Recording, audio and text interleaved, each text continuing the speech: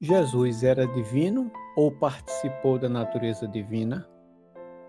João 1:1 e o verso 14 nos diz: o Verbo era Deus e o Verbo se fez carne. O Evangelho de João inicia com uma das declarações mais profundas de todas as Escrituras.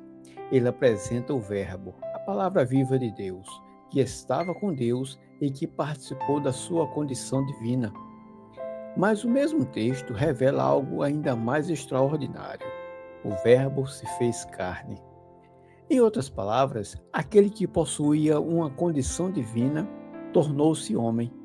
Algumas traduções expressam isso dizendo que o Verbo era divino ou que o Verbo tinha uma condição divina.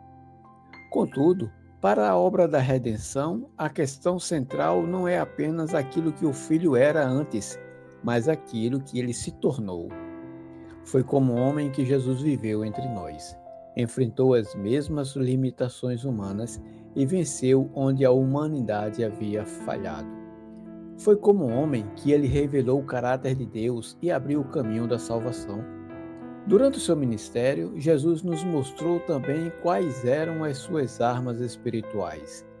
Ele enfrentava as tentações e os desafios com duas ferramentas poderosas: a oração e a palavra de Deus, expressa na declaração "está escrito". Essas mesmas armas continuam disponíveis para todo aquele que deseja viver uma vida de fidelidade a Deus. O apóstolo Pedro nos apresenta uma verdade profunda sobre esse processo espiritual. Ele afirma: pelas quais nos são concedidas grandíssimas e preciosas promessas, para que por elas vos torneis participantes da natureza divina, havendo escapado da corrupção que há no mundo pela concupiscência. 2 Pedro 1:4. Algumas traduções trazem a expressão coparticipantes da natureza divina, o que ressalta uma ideia muito significativa. Aquilo que foi manifestado em Cristo também pode ser compartilhado com aqueles que vivem em comunhão com Deus. Jesus participou da santidade e do poder de Deus enquanto viveu como homem na terra. E por meio do seu Espírito, os seus seguidores também podem participar dessa mesma vida espiritual. Tornar-se participante da natureza divina significa escapar da corrupção moral do mundo e viver uma vida transformada. Lucas 4:1 nos diz: e Jesus, sendo cheio do Espírito Santo, voltou do Jordão e foi conduzido pelo Espírito ao deserto. O ministério de Jesus nos mostra que esse processo de consagração se manifesta claramente a partir de sua dedicação total a Deus. Após o seu batismo, as Escrituras declaram que Jesus estava cheio do Espírito e que o poder de Deus atuava em sua vida. Efésios 4:22-24 nos diz: no sentido de que, quanto ao trato passado, vos despojeis do velho homem, que se corrompe segundo as concupiscências do engano. O verso 23: e vos renoveis no espírito do vosso entendimento, e vos revistais do novo homem, criado segundo Deus, em justiça e retidão procedentes da verdade. O apóstolo Paulo descreve essa transformação espiritual de forma muito prática.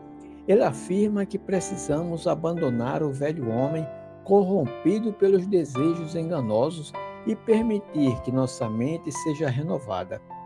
Então, diz ele, devemos revestir-nos do novo homem, criado segundo Deus, em verdadeira justiça e santidade.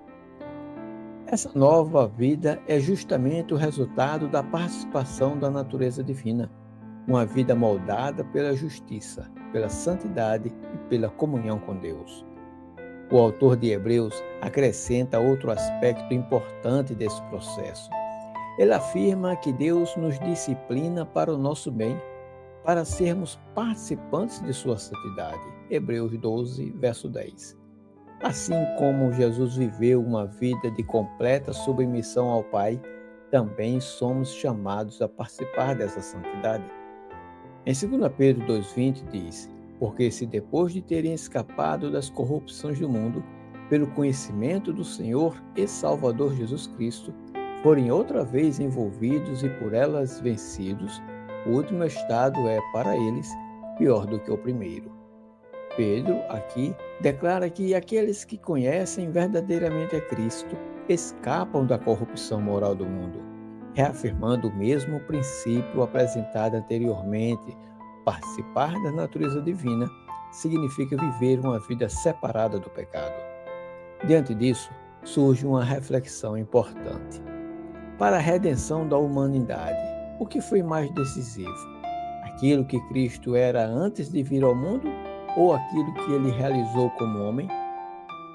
As Escrituras enfatizam que foi na sua vida humana que Jesus revelou o caminho da salvação. Ele mostrou que o caminho passa pela entrega a Deus, pela comunhão espiritual, pela fidelidade, pela morte para o pecado e pela esperança da ressurreição. Jesus, como homem, abriu diante de nós um caminho de vida. As armas espirituais que ele utilizou, oração, confiança em Deus e a palavra, continuam disponíveis para todos aqueles que desejam seguir seus passos.